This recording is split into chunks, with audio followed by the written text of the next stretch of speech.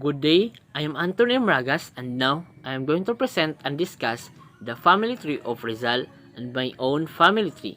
And now we will start with the family tree of Rizal. To trace back, we will begin with Domingo Lamco, the great-grandfather of Jose Rizal. Domingo Lamco, the family's paternal ascendant, was a full-blooded Chinese immigrant from Phuket City, China, who arrived in Manila around 1690. He married a Chinese half-breed named Inés de la Rosa, and in 1731, the Associated Mercado surname was honored due to its perseverance and honesty as a merchant in Manila. Domingo Lamco and Inés de la Rosa had two children named Josefa Denio, who died early, and Francisco Mercado, the first Francisco Mercado in the family. Francisco Mercado was born in Biñan, Laguna. In 1783, he became the gobernadorcillo in Biñan. He married Bernarda Munica, a Chinese mestiza from San Pedro Tonasan near Biñan. They had two children named Clemento Mercado and Juan Mercado. At the age of 22, Juan Mercado married Cerilia Alejandra at Taubigan. Juan Mercado became the three times gobernadorcillo in Biñan in the years 1808, 1813, and 1823. Historians said that it was he who registered his family as Indio, not their Chinese ancestry. Juan and Cerilia had 13 children: Gavino the eldest, Petrona, Potenciana, Leoncio, Fausto, Basilisa, Francisco, Gabriel, Julian, Gregorio, Tomasa, Casimiro, and the youngest, Cornelia. Francisco Mercado, at a young age, 8 years old, lost his father. Growing up, he started Latin and philosophy at the College of San Jose in Manila. While at the College of Santa Rosa, Teodora Alonso Realunda studied, and Francisco met her. He fell in love with her. To know more about her, Teodora was born on November 14, 1827. Her great-grandfather was Eugenio Ursua, a Japanese who married a Filipina named Benigna and gave birth to Regina. Now, Regina was married to Manuel de Quintos, a lawyer from Pangasinan. They had a daughter named Brigida, who married Lorenzo Alberto Alonso, a Spanish-Filipino mestizo. They had children named Narcisa, Teodora or Rizal's mother, Gregorio, Manuel, and Jose. Teodora was a second child of Lorenzo Alonso, and Brigida de Quintos came from a professional family. Also, she was a business-minded woman, gorgeous, religious, hardworking, and well-read. On June 28, 1848, Teodora and Francisco decided to get married in Calamba. They settled in farming and business. Also, Francisco became Teniente Gobernadorcillo or Lieutenant Gobernador in Calamba, and with nickname Teniente Kiko. Francisco Mercado and Teodora Alonso Realunda had 11 children named Saturnina Rizal. The eldest child married Manuel Timothy Hidalgo of Tanawan, Batangas. Pasiano Rizal, only brother of Jose Rizal and his second child, started at San Jose College in Manila, became a farmer, and later a general of the Philippine Revolution.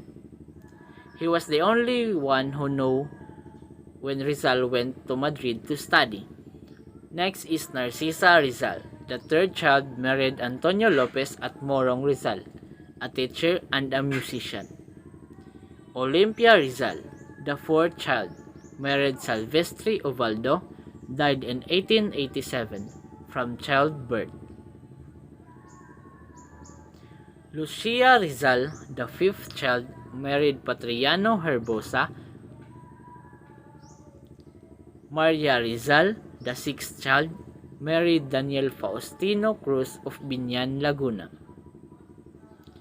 Jose Rizal, the second son and the seventh child, he was executed by the Spaniards on December 30, 1896.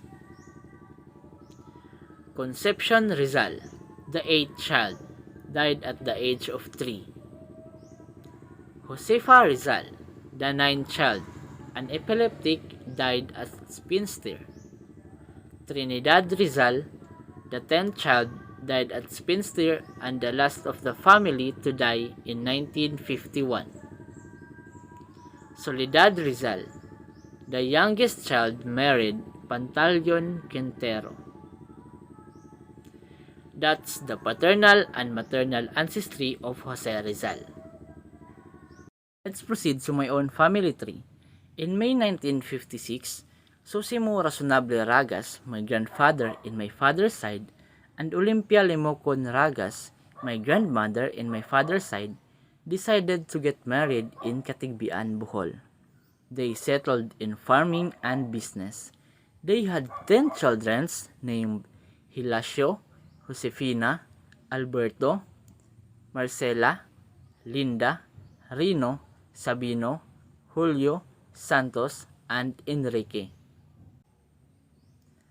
And also, in April 1980, Elpidio Dacanay Marinas, my grandfather in my mother's side, and Irene Olarte Marinas, my grandmother in my mother's side, decided to get married, and they are blessed with 6 children named Merly, Willie, Marlon, Wilmer, Marvin, and Willard. Enrique Limocon Ragas, my father, and Merly Marinas Ragas, my mother, met at Trento, Agusan del Sur. They fell in love with each other. To know more about them, Enrique Limocon Ragas was born on June 8, 1976, and he came from Tagbina, Surigao del Sur. He is the youngest child of Susimo Razonable Ragas and Olimpio Limocon Ragas, and Merly Marinas Ragas was born on January 21, 1981, and she came from Bunawan, Agusan del Sur. She is the oldest sibling of Elpidio Dacanay Marinas and Irene Olarte Marinas. They got married in September 18, 1999 at Bunawan, Agusan del Sur. They are blessed with 6 children named Anthony Ragas. It is me. I am the oldest sibling among the 6, born on February 17, 2001, 21 years old and a third-year student taking up Bachelor of Elementary Education. Next is Rizame Ragas, the second child, born on May 2, 2003, 19 years old and a second-year student taking up BSA major in Animal Science. Next is Enrico Ragas, the third child, born on March 21, 2009, 13 years old and a grade 8 student. Next is Katen Ragas, the fourth child, born on April 3, 2013, 9 years old, a grade 4 student. Next is Nathaniel Ragas, the fifth child, born on May 9, 2015, a grade 2 student. Lastly, Enrique Ragas Jr., born on February 11, 2020, 2 years of old. And that's the maternal ancestry of my family.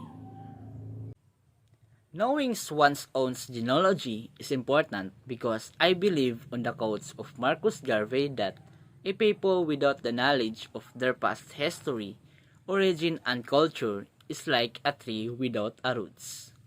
Because knowing our cultural background and where we came from can help us to develop a strong sense of who we really are.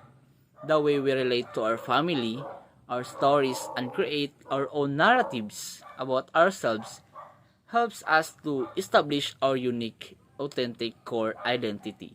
And that's all. Thank you.